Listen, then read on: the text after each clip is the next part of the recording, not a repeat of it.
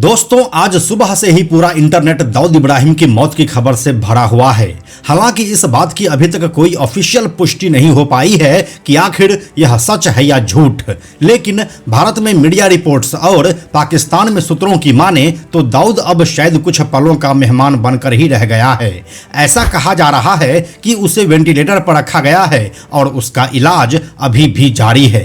लेकिन यह पहली बार नहीं है जब दाऊद इब्राहिम की मौत की खबर ऐसी आग की तरह फैली हो। इससे पहले भी कई बार दाऊद के मौत की खबर आ चुकी है और अगर इस बार सच में दाऊद को जहर देकर मार दिया गया है तो आखिर इसके पीछे किसका हाथ हो सकता है।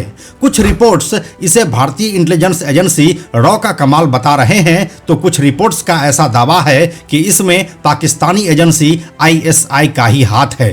क्या है इस पूरी घटना की सच्चाई, आइए आपको बताते हैं आज की इस वीडियो में। हेलो एंड नमस्कार, मेरा नाम है प्रशांत और आप देख रहे हैं बेजोड़जोरा.com का यूट्यूब चैनल। दोस्तों, मुंबई हमलों का गुनहगार और मोस्ट वांटेड आतंकवादी दाऊद इब्राहिम की मौत पर बड़ी खबर सामने आई है। कई मीडिया रिपोर्ट्स में ऐसा कहा जा रहा है कि उसे जहर देकर मारने की कोशिश की गई है, जिसके बाद उसे कराची में अस्पताल में भर्ती कराया गया है। कई रिपोर्ट्स में उसके मौत की बात भी कही जा रही है।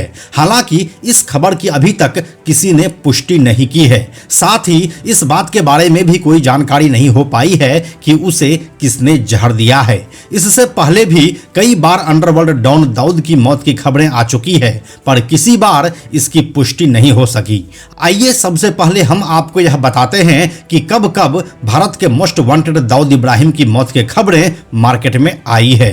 पहली बार साल 2016 में यह खबर उड़ी थी कि दाऊद को अपने घर में ही वॉक करते समय चोट लग गई है। डायबिटीज के कारण ये चोट ठीक नहीं हो पाई और बाद में यह गैंग्रीन में तब्दील हो गई।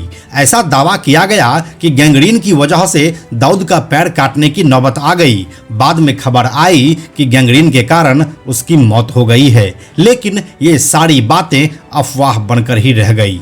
इसके बाद साल 2017 में पाकिस्तान के मीडिया से यह खबर आई थी कि दाऊद इब्राहिम को दिल का दौरा पड़ा है और नाजुक हालत में उसे कराची के आगा खान अस्पताल में भर्ती करवाया गया है।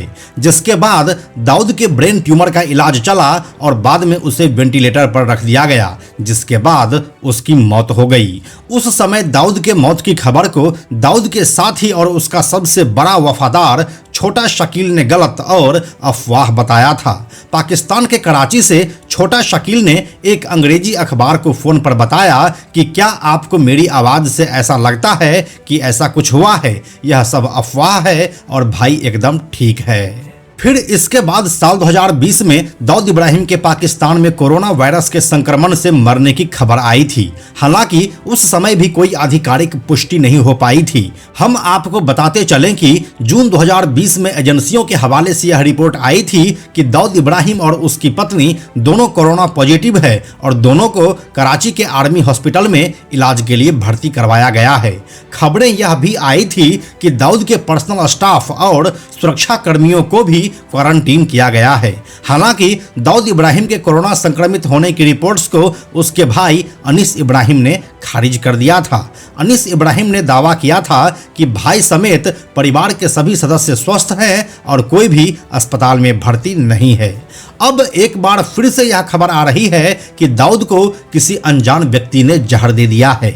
इसके बाद पहले तो यह खबर आई कि उसे कराची के एक अस्पताल में भर्ती करवाया गया है और जिस फ्लोर पर उसका इलाज चल रहा है वहां पर उसके अलावा किसी दूसरे पेशेंट को एडमिट नहीं किया गया है। लेकिन कुछ ही देर बाद यह खबर भी आई कि दाऊद का इलाज किसी अस्पताल में नहीं बल्कि उसके खुद के बंगले में बने मेडिकल सेंटर में चल रहा है, जहां पर सभी आधुनिक सुविधाएं मौजूद है। पाकिस्तान के बेस्ट डॉक्टर्स को वहां पर अपॉइंट कर दिया गया है और पूरे पाकिस्तान में इंटरनेट सेवा को बंद कर दिया गया है। इसके बाद अब बड़ा सवाल यह है कि आखिर दाऊद को जहर दिया किसने? यहाँ पर जिस अनजान शख्स का बार बार जिक्र किया जा रहा है वो कोई बाहरी तो हो ही नहीं सकता है, क्योंकि किसी भी बाहरी लोगों को दाऊद के आसपास फटकने की इजाजत भी नहीं है।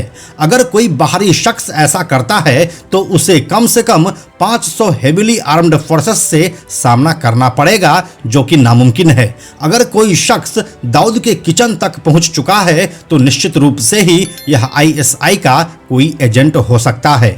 एक थ्योरी यह भी सामने आ रही है कि पाकिस्तानी सरकार और आईएसआई अब दाऊद को अपने यहाँ पालते हुए थक चुकी थी और अभी पाकिस्तान की आर्थिक हालात भी कुछ ठीक नहीं चल रही है। ऐसे में दाऊद को अपने घर में बैठाकर पाकिस्तान कहीं से भी हेल्प नहीं मांग सकता था, क्योंकि दाऊद इब्राहिम सिर्फ भारत में ही नहीं बल्कि अमेरिका और यूनाइटेड नेशंस में भी मोस्ट वांटेड है।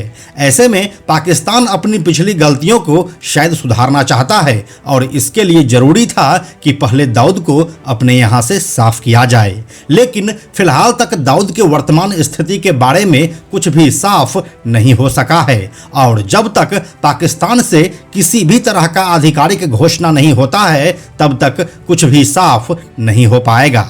बाकी इस पूरे मामले पर आप क्या सोचते हैं हमें कमेंट सेक्शन में लिखकर जरूर बताइए। इसी मामले के और नए अपडेट के साथ हम जल्दी मिलते हैं आपसे अगले वीडियो में। कहूंगा कि जो कहानी एक था टाइगर के साथ शुरू होकर टाइगर जिंदा है तक पहुंची है, वो वहीं न रुके। यह वीडियो अगर आपको पसंद आया तो इसे लाइक और शेयर जरूर करें। आने वाले वीडियोस के लिए बेजोड़ जोड़ा को सब्सक्राइब करके बेल आइकन को टच करना ना भूलें। Thank you so much.